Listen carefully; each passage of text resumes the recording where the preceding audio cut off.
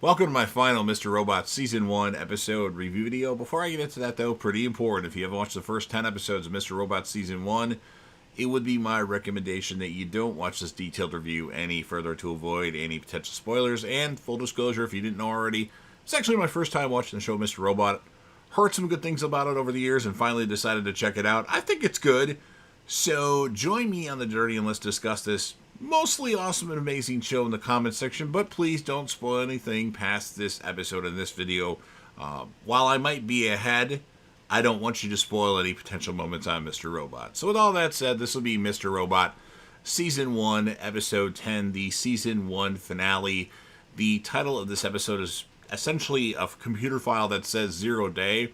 And this will be my first time watch review reaction recap after just finishing watching the episode. We start at an outdoor restaurant during the night, and Michael Henson meets up with Krista Gordon. They haven't seen each other in a while, and Krista says she doesn't even know Michael's real name, but he called her there saying that he had advanced cancer, to which he actually doesn't. It was just to get her to come. She's upset, but he wants to talk about one of her patients, Elliot Alderson. He hacked Michael and got him in trouble, and Michael had the police look into it.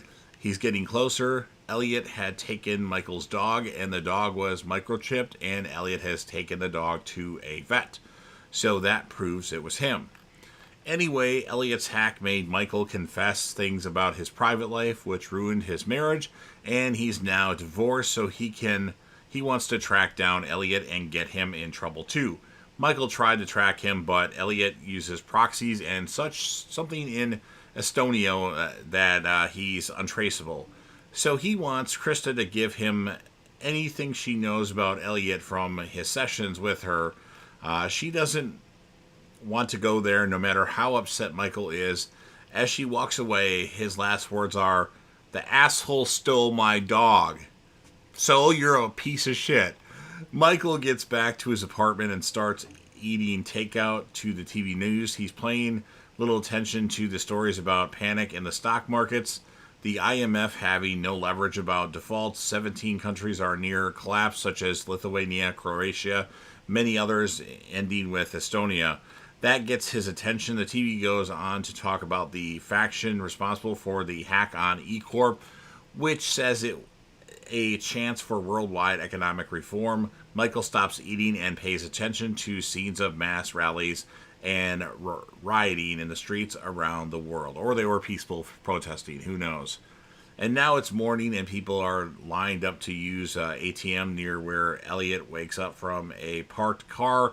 It's in the parking lot, and the attendant comes over to the car in time for Elliot to get out and asks where he is. The attendant says he's been in this parking lot for 2 days.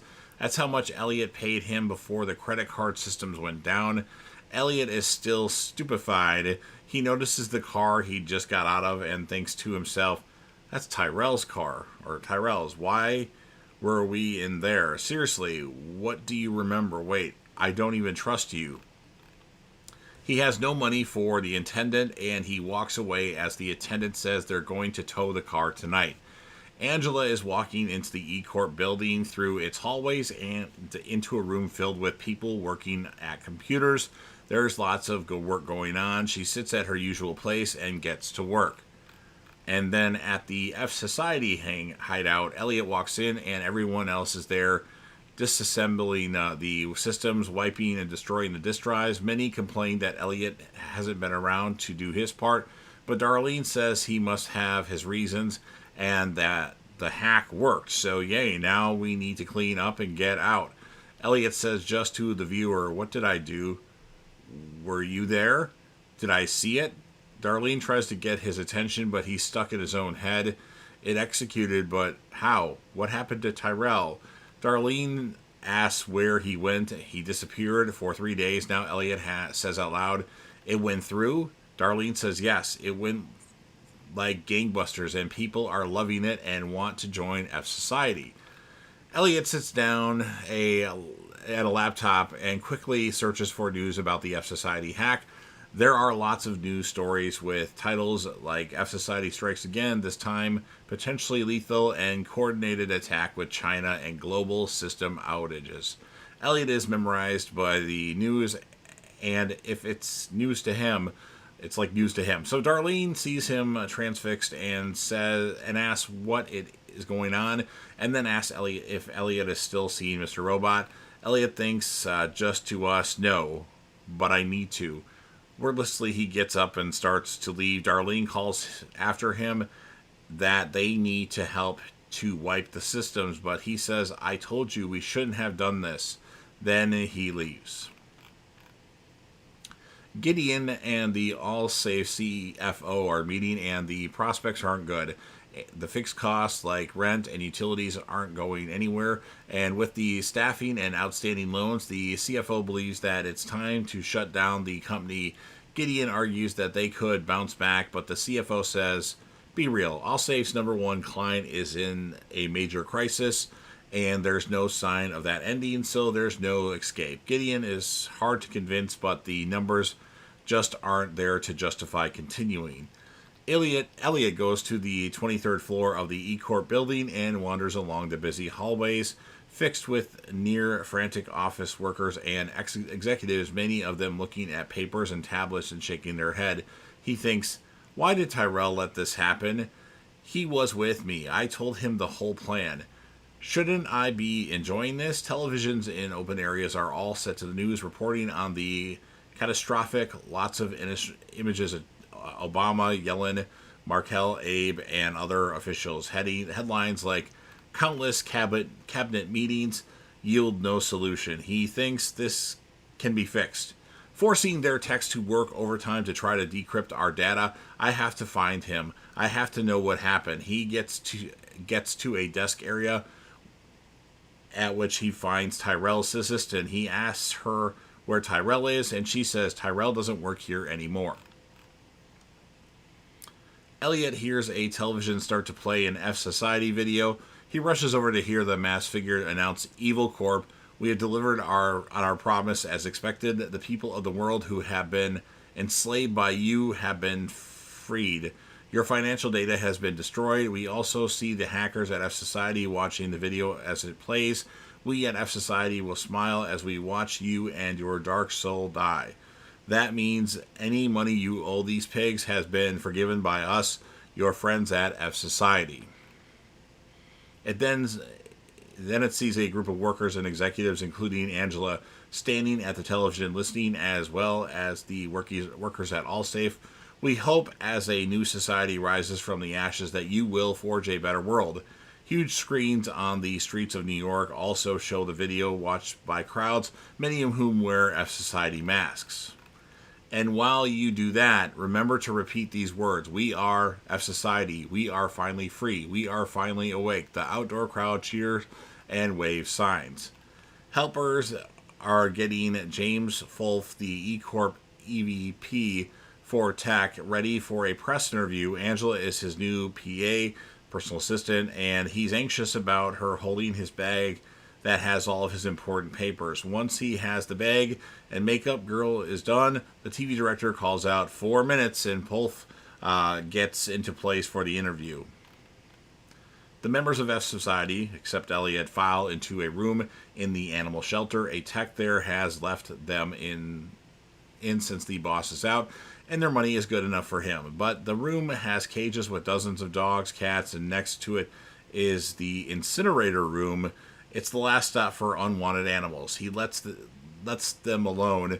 They are loaded down with full of mostly broken computer equipment.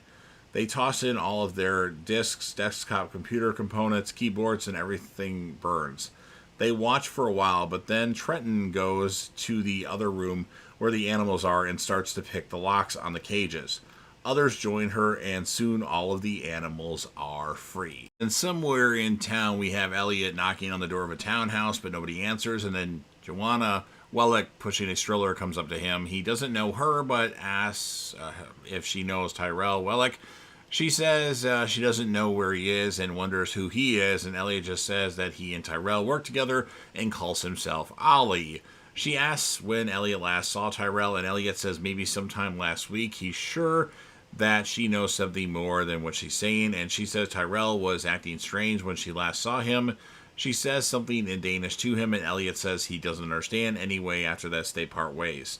The E-Corp TV interview is running, and James Holf is explaining to the interviewer how E-Corp has spent all weekend handling the situation and are near to getting to the bottom of this. The interviewer asks about how stocks have taken the situation and whether E-Corp is concerned, and then Holf visibly starts to sweat, but says that they are focusing on the technical issues on supporting their customers. And then the interviewer says that an expert they spoke to earlier said that if F Society's claims are true, there is no solution. And the data is gone. Is this correct? Is it correct to ask the public not to worry? And then Polf nods a little, drinks some water, and then asks whether he should be honest. When the interviewer says yes, he says, "You're right.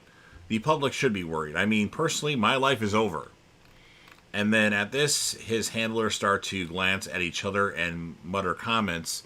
"My pension, savings, everything has been in this company since I started here, and that's all gone now. I have been with the engineering team all weekend.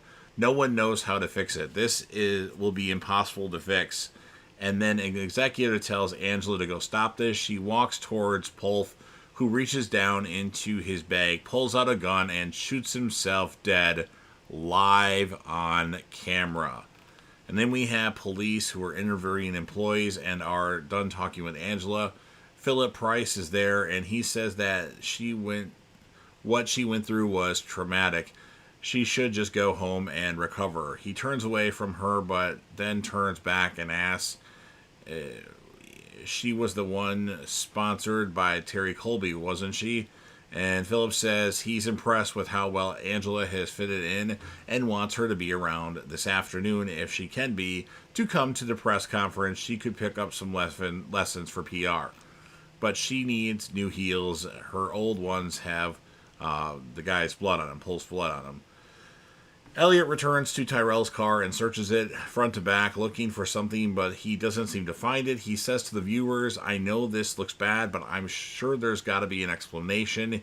We'll find him. He's got to be somewhere. His dad or Mr. Robot must have left Elliot a clue." He pulls open the sunroof and a USB drive falls down. Elliot catches it and yells, "All right, come out. I need to know what happened. Come out. Come on out. I'm waiting for you. Come out." But nothing happens. And then at the F Society hideout, everyone is setting up for a party, lights and banners. One of them has made flyers announcing the end of the world party there at the Coney Island arcade tonight. They all take some and go out to put them up.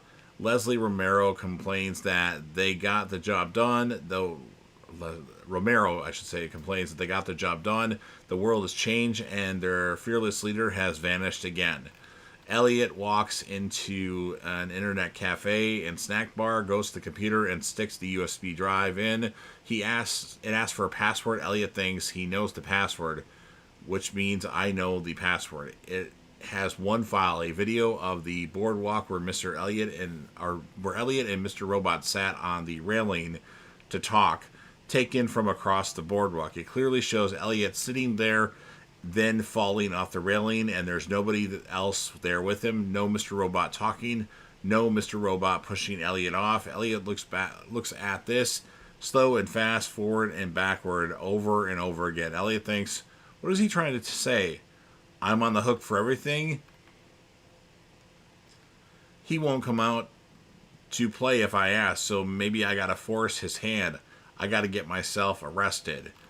Elliot gets up and asks to use the snack counter's landline, dials 911 and starts saying, "I have a confession to make." At that moment, Mr. Robot is there and with him pushing down the phone switch and saying, "All right, you got me."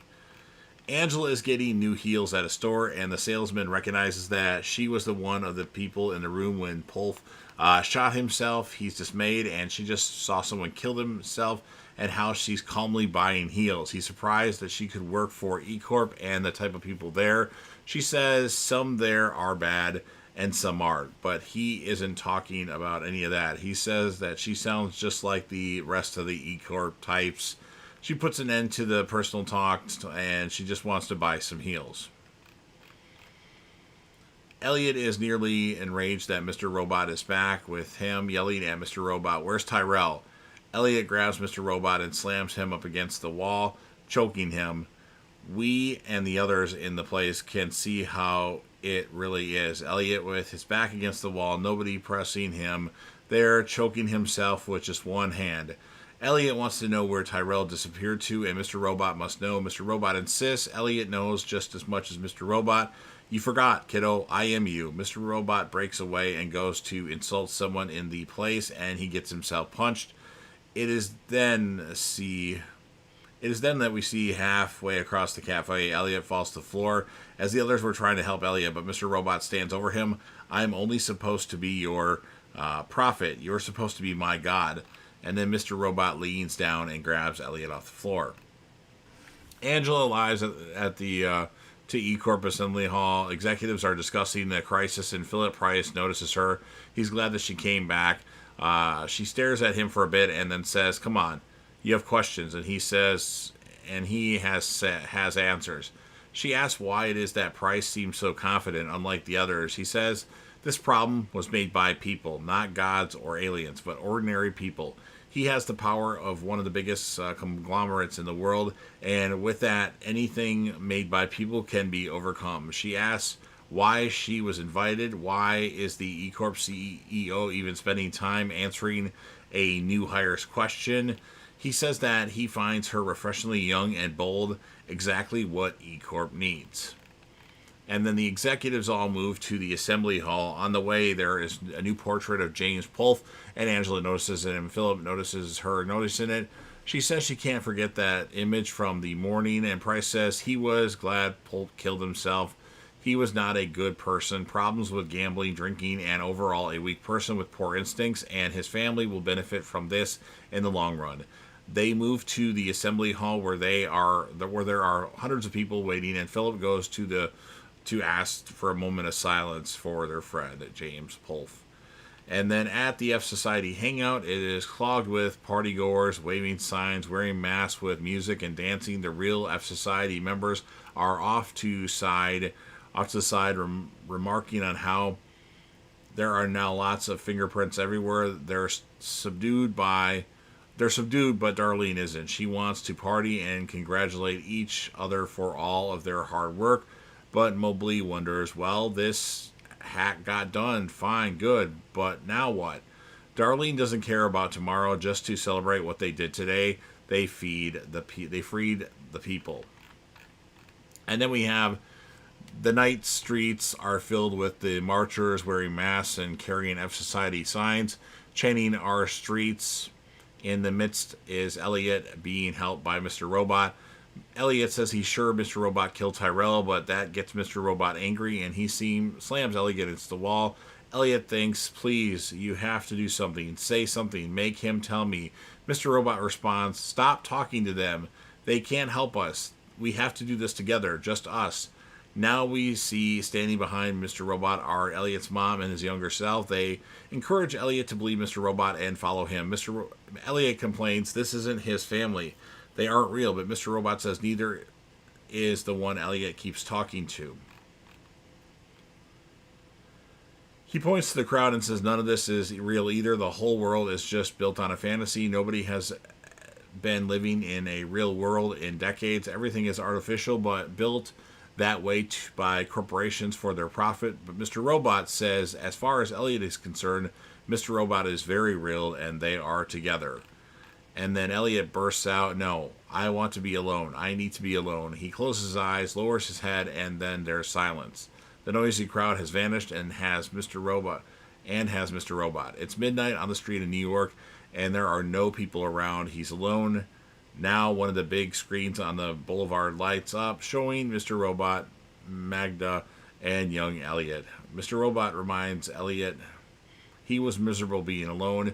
All of those lonely nights crying in his apartment. He begged us to come, and he needed us to come. Young Elliot says 3 of them are deep inside Elliot. They can't leave him, and he can't leave them. Elliot is weakened and asks what to do, and Mr. Robot says, just start listening to us. The world is a better place from what they did, and now they need to go get the subway to go home. Elliot is making his way through the no longer empty streets, past the vendors, crowds, and through the subway station. Elliot is trying not to cry as he gets home. The voice of Mr. Robot tells him, now go sit at the computer, bring up the news, and enjoy the beautiful carnage that they created together. Elliot watches the news reports of crowds, marchers, riot, police, financial traders, and politicians. There's a knock at the apartment door. Elliot goes to the door, and then we have a black screen, and we start the credits, but there's actually a post-credit scene. We have a limousine driver delivers Mr. Zhang to the mansion that looks like a club of the 1% of the 1% nodding to the hostess and various frightfully rich men in the club. He sits down by the fire with Philip Price, who is listening to the harpist. They are clearly quite familiar with each other. Zhang says he knows Philip has his troubles, but they need to discuss the Colton mines. Price says it's early for that. First, he wants to enjoy the music a bit, and besides, there are other items on E Corp's agenda. The mines can wait, and Zhang can see E Corp's troubles weighing on Price and asks why. And Philip surely knows the person responsible for Price, and Dean does, and will handle that person as usual. Zhang recalls the infamous Emperor Nero merely played a liar as he watched. At the moment, Mr. Zhang's watch beeps the same once a minute beep that the White Rose's watch gave. Zhang pauses, and then he finishes his sentence as he watched Rome burn. The episode ends with a close-up of Mr. Zhang, and that's the end of season 1. This episode is rated really high on IMDb. I didn't like it as much. I thought the last episode gave us a lot. This one just gives us a lot of questions that we don't get answered yet. So I'll score it a 7.8 out of 10. I mean, it's still good, just not as good as it's like 9 something on IMDb. Character of the episode, I mean, there's a bunch of different people that I could give it to. I'm going to give it to Angela. She, I think, had the most impact, although, Elliot, obviously. So you've heard everything that I have to say. Now it's your turn. If you're a fan of Mr. Robot and you want to help me out with the YouTube algorithm, please make sure that you Hulk smash the like button. It does help the channel quite a bit. Share the video with a friend. Put this video on any one of your social media platforms. Don't forget to sound off in the comment section about what your thoughts are on this episode of Mr. Robot. What would you rate the episode? You're probably going to rate it higher than me. That's okay. We all had different opinions. Who's your character of the episode? I mean, you could do anybody. I gave it to Angela. One could argue Elliot as well. Where is Tyrell at? Good question. And then, last but certainly not least, don't forget to hit that sub button. Subscribe to the channel. You're watching the video anyway. Help me get over 100,000 subscribers. Yes, I know I set my goals high. Join the team, share your damn support, and be a part of something special. And you never know what you're going to see on J.TV.